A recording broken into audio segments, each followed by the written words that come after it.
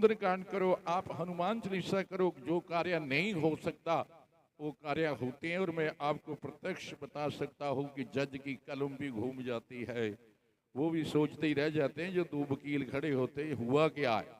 ऐसा होता है, देवता कुछ भी कर सकता, परमात्मा कुछ भी कर सकता। तो बंधो, उस वक्त वशिष्ठ जी ने भी यही सोचा, एक पत्र लिख करके अपने शिष्य के पास भेजा कि जाकर के ये पत्र वहां सुनाना, तो अज जो है वो बदल जाएगा, फिर नहीं वो शीश उड़ेगा। या उन्होंने जाकर के उस पत्र को सुनाया कि आप इतना जानते हुए ऐसा क्यों सोच बैठे हो, जाने वाले को जाना ही पड़ेगा, वो स्त्री हो पुरुष हो, गुरु हो शिष्य हो, इस संसार में जो आया उसको एक दिन पिता होना ही पड़ेगा। आप ऐसा क्यों सोच करके बैठे, अज्ञानता में इंसान मोह से ग्रस्त हो करके इस संसार के असक्तियों के बंधनों में बंद करके अपने लक्ष्य को कई बार भूल जाता है। इसलिए अपने लक्ष्य को कभी नहीं भूलना, ये संसार के कार्य चलते रहेंगे।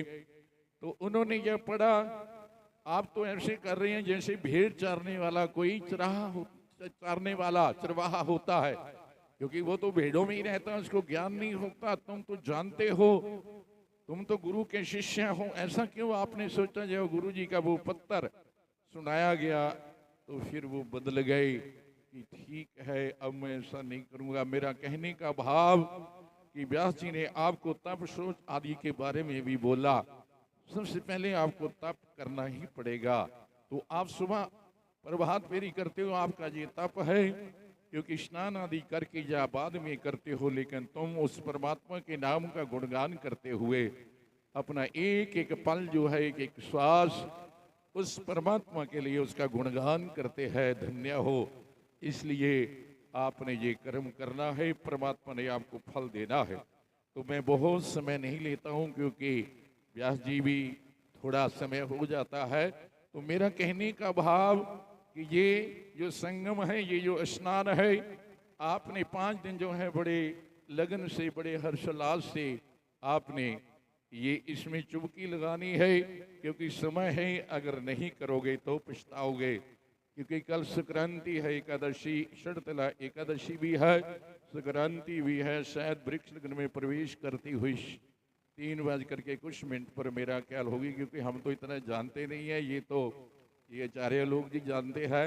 लेकिन इसका पुण्य काल 8 बज करके कुछ मिनट पर शुरू हो जाएगा। सुबह आप इसमें तिल डाल करके स्नान भी कर सकते हैं, और आप तिलों से हवन भी कर सकते हैं, और पंच देवताओं की पूजा भी कर सकते हैं, और ओम नमो भगवते वासुदेवाय आप बैठ करके जो है ये जप भी कर सकते हैं। आपको फल पूर्ण मिल सकता है, लेकिन हम लोग जो है कुछ करते ही नहीं है, तो फिर फल कहाँ से मिलेगा। खेत में कुछ बोया होगा तो फल मिलेगा, नहीं तो खेत आपका खाली ही रहेगा।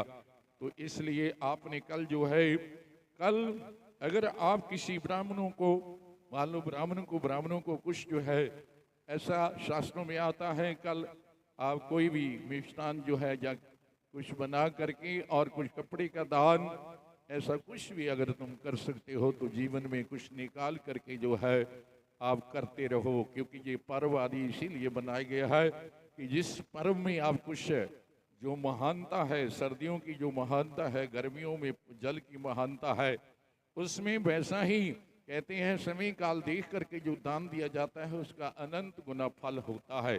इसलिए अपने जीवन में आपने कोशिश करना है कि हमारे हाथ से कुछ जो है अच्छा हो।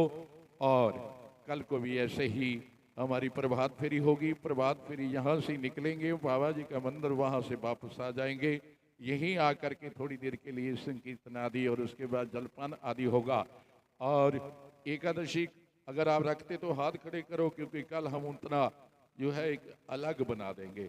तो कल आपको एकादशी वालों को अलग बनाएंगे, वो अलग पाना। लेकिन आपने कथा छोड़नी नहीं है, क्योंकि जितना तुम जो है प्रेम से और भाव से सुनोगे उतना ही फल आपको प्राप्त होगा। तो बोलो सदगुरुदेव महाराज की, बोलो राधा वर कृष्ण भगवान की। तो बंधु, इसलिए आप समय समय पर जो है ये कार्य अपने करते रहे। और मैं सेवादारों को बहुत बहुत साधुवाद देता हूँ। शक्ति माता को तो बहुत ही है, क्योंकि हमें तो कोई पता ही नहीं चलता है शक्ति नारियां अपने आप ही अपने कार्य कर रही हैं। धन्य है।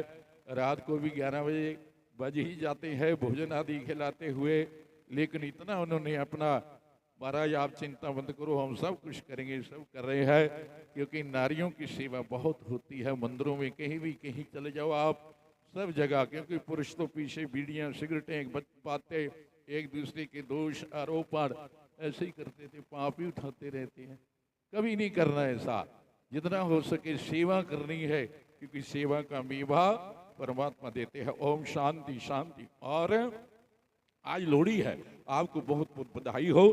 और आपने किसी ने भी यहाँ जो प्रसाद आया है देखिए, क्योंकि लोग अपने पुत्रों की जो है खुशी मनाते, यहाँ पर जो है उनकी कन्या आई, कुछ महीने हुए, बड़े खुश हैं। वो कहते महाराज हम तो पर भगवान के आगे प्रार्थना करते थे।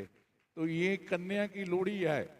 कई लोगों को मैं जाता हूँ जन्मदिन बनाते, किसका कहते हैं बच्चे हमारी लड़की का है, आप तो पुत्रों के लिए करते हैं। लेकिन कई लोग मैंने ऐसा देखा, इतना हर्षोल्लास होता है कि हमारे घर में जो है देवी का ही ये है पदार्पण हुआ है।